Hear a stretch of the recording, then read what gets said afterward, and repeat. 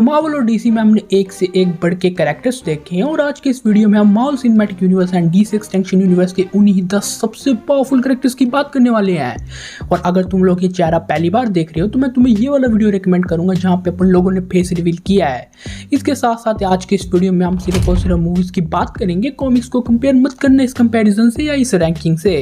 इसके साथ साथ सेकंड सबसे इंपॉर्टेंट बात ये है कि यहाँ पे हम जिन भी कैरेक्टर्स की बात करेंगे वो सारे के सारे होंगे, फर्क नहीं पड़ता सुपर विलन से, फर्क नहीं पड़ता सुपर हीरो से, सारे के सारे मतलब सारे माल का डोज तुम्हें आज ही मिलने वाला है। तो फटाफट से कैप की शील्ड को थ्रो करके चैनल को सब्सक्राइब कर लो।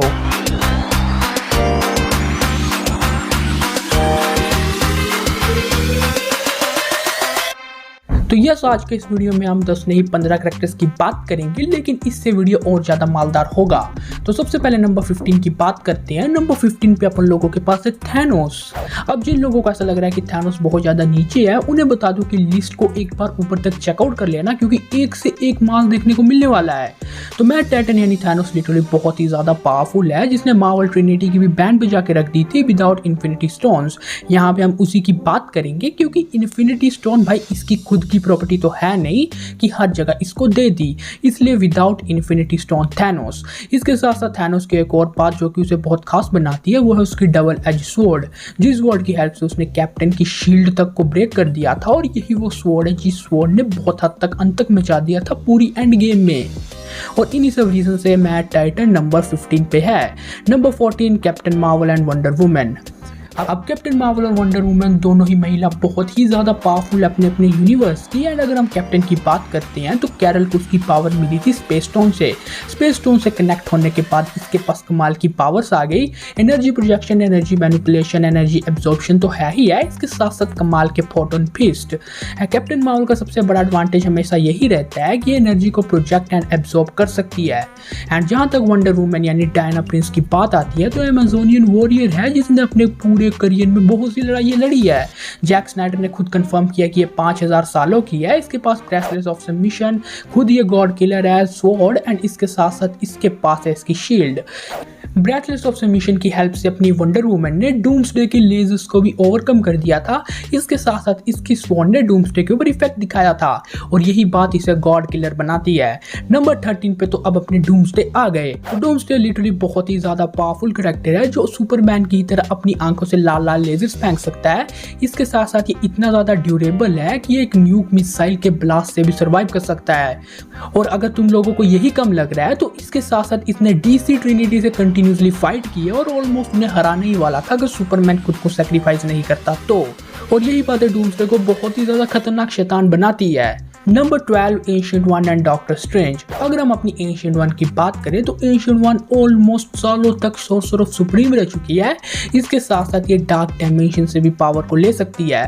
डार्क डायमेंशन से पावर को चैनलाइज करने की वजह से ये इतने सालों तक जिंदा रही थी, वरना इसका काम भी तमाम हो जाता। और अगर हम अपने डॉक्टर भैया की बात करें तो इनको मीटिंग गाउंटलेट का टाइटल दिया गया है, because Thanos with 4 infinity stones भी इनका कुछ नहीं बिगाड़ सकता। इसके साथ साथ डॉक्टर स्ट्रेंज लिटरली इतना पावरफुल कैरेक्टर है कि मास्टर ऑफ मिस्टिकल आर्ट का टाइटल दिया गया। डायमंड कंडक्ट जैसी ऑसम एबिलिटी की हेल्प से ये कमाल की स्पेल्स को जनरेट कर सकता है। Crimson bands of Cyttorak and winds of Watoomb. इसके अलावा इसके पास बहुत सी वैरायटीज है जो तुम्हें ये प्रोवाइड करके देगा, और इन्हीं बातों से ये इतना ऊपर है। Number 11 flash. तो फ्लैश भैया के इस लिस्ट में आना बनता था। ये डीसीयू का बहुत ही ज्यादा ओवरपावर्ड कैरेक्टर बन चुका है तब से इसने लाइट ऑफ स्पीड के बैरियर को ब्रेक किया है। फ्लैश इतना ज्यादा तेज हो गया था कि उसकी तेजी से टाइम ही रिवर्स हो गया। टाइम भी बोल रहा होगा कि नहीं भाई तुम खेल लो मेरे साथ। और यही बातें फ्लैश को इतना ज़्यादा आगे करती हैं। तुम्हें ऐसा लग रहा होगा कि बहुत से पावरफुल कैरेक्टर्स इतनी जल्दी आगे, बट लिस्ट को ऊपर तक चेक करो, तुम पूरी तरह हैरान होने वाले हो। Number 10 Scarlet Witch. तो वांडा मैक्सिमोफ एके स्कारलेट विच को तो हम बहुत टाइम से देखते आ रहे हैं, लेकिन MOM मोम नहीं समझे, multiverse of madness. Multiverse of madness के बाद वांडा का जो पावर लेवल है वो यहाँ से एकदम यहाँ पे पहुंच चुका है, क्योंकि अपनी स्कारलेट विच ने उस मूवी में इतने बड़े बड़े कांड कर लिए। एल्यूमिनाटिस को तो पेल दिया, वो बात अलग, वो को विशांति को खत्म कर दिया अपनी डार्क होल्ड पावर से, और यही बात इसे बहुत ज्यादा डेंजरस बनाती है। स्लीव वॉकिंग मूव को यूज कर लिया डार्क होल्ड की हेल्प से, और ये सब वांडा को बहुत ज्यादा पावरफुल करती है। इसके साथ साथ यहाँ पे डार्क होल्ड को हम इंक्लूड कर रहे हैं वांडा के साथ। अगर हम अपने डॉक्टर भैया को भी डार्क होल्ड देते तो वो वांडा से ऊपर आ सकता था, बट मैंने नहीं दिया क्योंकि अभी वांडा के साथ दिखाया यार उसे, अगर हम डॉक्टर को भी देते तो वांडा से वो ऊपर डेफिनेटली था। और कई हद तक ये जो वांडा की फॉर्म है इसने डॉक्टर स्ट्रेंज को अपनी ही मूवी से बेदखल कर दिया।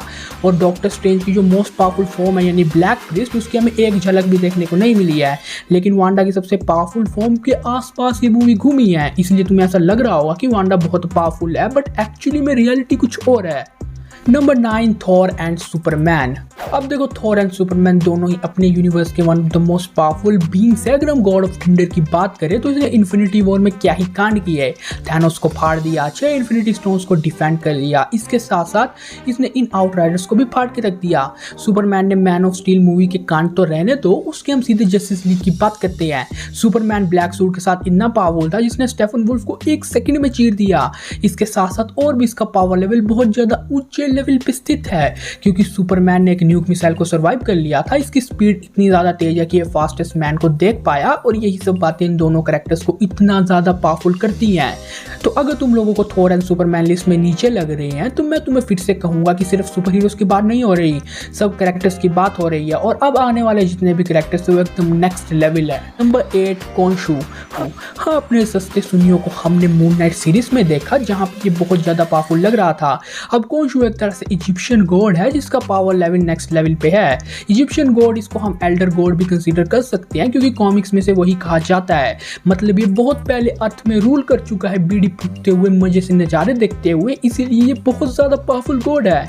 कोंशू की पावर्स की अगर अपन लोग बात करते हैं तो इसके पास मैजिक, मैनिपुलेशन, टेलीपोर्टेशन, टेलीपैथिक जैसी ऑसम एबिलिटीज है, और ये भी कम लग रही है तो ये किसी को भी हील कर सकता है। और मैंने कोंशू को थॉर एंड सुपरमैन एंड बाकी कैरेक्टर से ऊपर इसीलिए रखा क्योंकि कोंशू के पास इमॉर्टलिटी है, मतलब ये अमर है। अगर तुम इसे मार भी दोगे तो बाकी इजिप्शियन गॉड से खुद ब खुद जिंदा कर देंगे। इसीलिए अपने कोंशू भैया लिस्ट में यहाँ नहीं, यहाँ पे हैं। और सबसे इंपॉर्टेंट बात यह है कोंशू को लेके कि अगर हम बैटल की बात करें तो थॉर एंड सुपरमैन इसे डिफेट कर देंगे, इनफैक्ट डॉक्टर स्ट्रेंज वगैरह भी, जिस हिसाब से हमें इसको मूवीज में दिखाया गया। बट कोंशू की इमॉर्टलिटी उसके साथ है, अगर वो इसे मार भी देते हैं तो कोंशू फिर से हील हो जाएगा। और यही बात कोंशू को बहुत ज़्यादा खास और इस लिस्ट में इतना ऊपर रखती है। Number 7, Hela. Goddess of death यानी हेला से हम लोग फैमिलियर ही है। थॉर की बड़ी बहन ओडिन की पहली बेटी जिसने ड्रैगन रॉक पे थॉर की फाड़ के रख दी थी। थॉर ने सबसे पावरफुल लाइटनिंग स्ट्राइक मारा लेकिन हेला का बाल भी बाका नहीं हुआ। हेला के पास कमाल के नेक्रोस वॉर्ड है जिससे वो पूरी एस्गार्डियन आर्मी का भी फाड़ के रख सकती है। अब एस्गार्डियंस को एक और बात खास बनाती है और वो है उनकी एज। मतलब एज के साथ साथ एस्गार्डियंस की पावर और ज्यादा बढ़ती जाती है और अपनी हेला थॉर से काफी बड़ी है, जिसका मतलब हेला का जो पावर लेवल है वो थॉर से काफी ज्यादा हुआ। और यही बात इसे इस लिस्ट में इतना ऊपर रखती है। इसके साथ एस्गार्ड में हेला इमॉर्टल है और कोंशू यहाँ पे उससे भिड़ने आया तो कोंशू को हरा देगी, जिस वजह से मैंने इसे कोंशू से ऊपर रखा। Number 6, shorter. तो फायर डेनिम यानी सर्टर को तो अपन लोग जानते ही है कि किस तरह इसने हेला को भी फाड़ के रख दिया, इसके साथ साथ पूरे एस्गार्ड को डिस्ट्रॉय कर दिया। इसके पास फायर मैनिपुलेशन की एबिलिटी है एंड अपनी ट्वाइलाइट स्वॉर्ड की हेल्प से ये पूरे एस्गार्ड को फाड़ चुका है। और अगर हम यहाँ पे इस सर्टर की बात करें तो तभी ये इस लिस्ट में आएगा। अगर हम इस सर्टर की बात करते हैं जिसे थॉर ने भी फाड़ दिया था तो ये लिस्ट में आसपास भी नहीं है। तो टॉप 5 से जाने से पहले बता दूं कि ये वाला जो वीडियो है ये video Thor love and thunder से पहले शूट हुआ है और उससे पहले ही आ जाएगा। बट अगर तुम गलती से भी इसको उसके बाद देख रहे हो तो मैंने थॉर लव एंड थंडर के कैरेक्टर्स को यहाँ पे ऐड नहीं किया है, गॉड द गॉड बूचर या ऐसे ही और भी कैरेक्टर्स, इसीलिए इस बात को ध्यान से सुन लेना। तो नंबर 5 पे अपन लोगों के पास है ओडिन एंड ज्यूस। मैं यहाँ पे डीसी की ज्यूस की बात करूंगा क्योंकि दोनों ही स्काई फादर लेवल कैरेक्टर्स हैं और दोनों का पावर लेवल ऑलमोस्ट सेम है। अगर हम ओडिन की बात करते हैं तो ओडिन के पास ओडिन फोर्स को चैनलाइज करने की एबिलिटी है।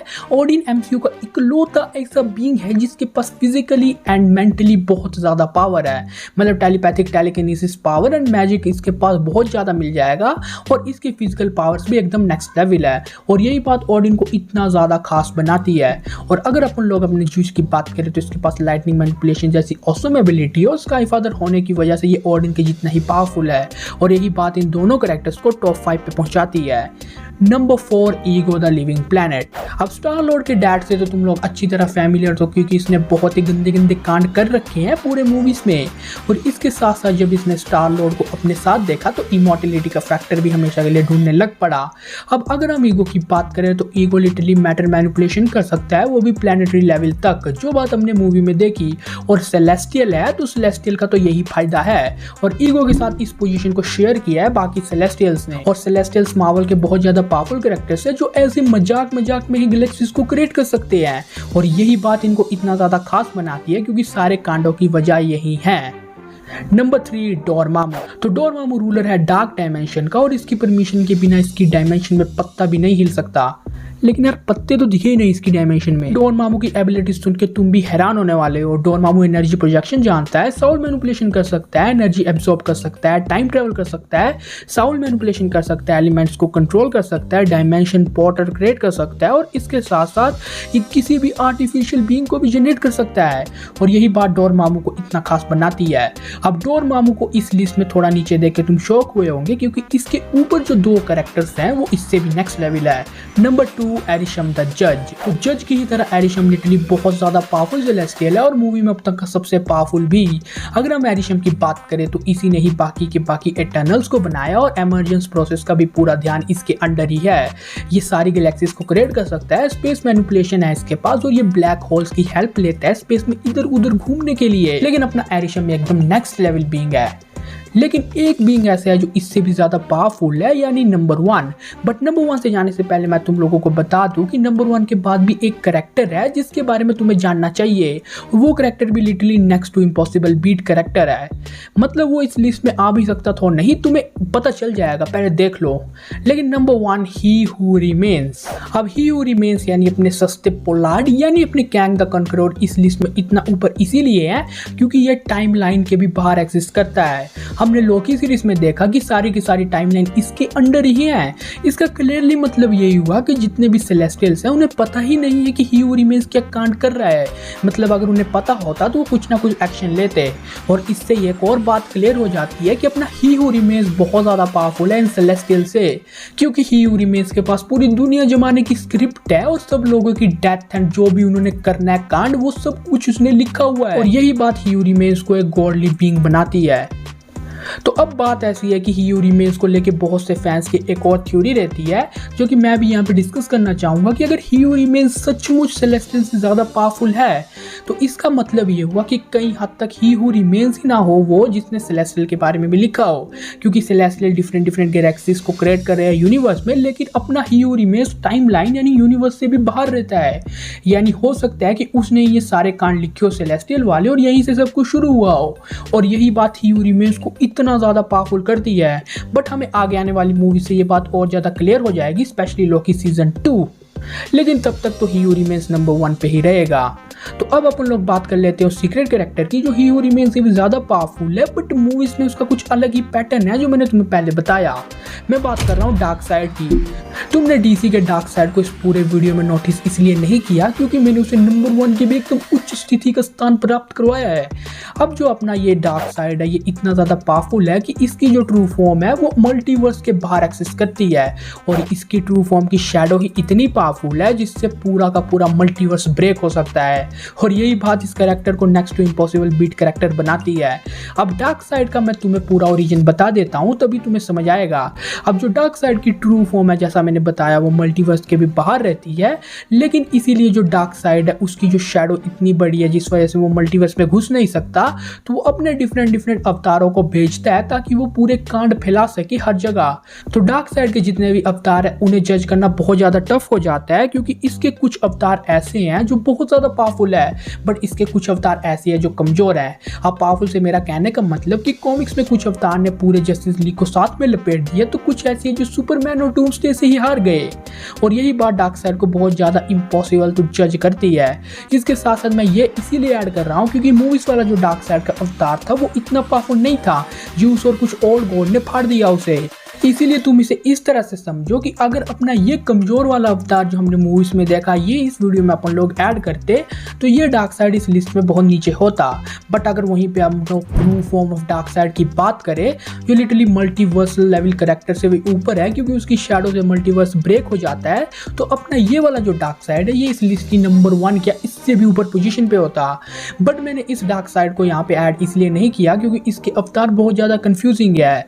और जहाँ तक एंटी लाइफ इक्वेशन को लेकर तुम लोग कंफ्यूज हो तो ये एक ऐसी पावरफुल इक्वेशन है जिससे डार्कसाइड मल्टीवर्स में किसी के भी दिमाग को कंट्रोल कर सकता है, मतलब जब चाहे किसी भी दिमाग के साथ खेल सकता है।